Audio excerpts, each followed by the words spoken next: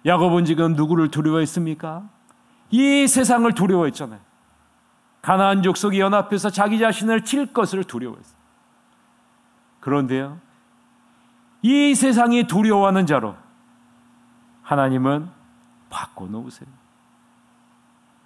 여러분, 이것이 회개가 가지고 있는 능력입니다.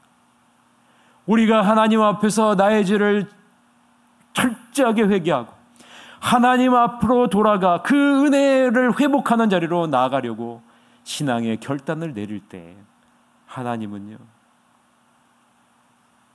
앞장서셔서 이 세상을 두려워하는 것이 아니라 이 세상이 하나님의 자녀를 두려워하는 그러한 자리로 인도하신다는 사실입니다.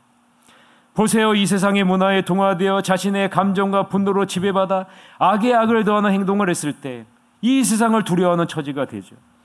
그러나 하나님 앞에서 자기 자신의 죄를 깨닫고 철저하게 회개했을 때, 베델의 하나님 앞으로 올라갈 때 이 세상은 하나님의 자녀를 두려워하게 됩니다. 그 내용이 5절이잖아요.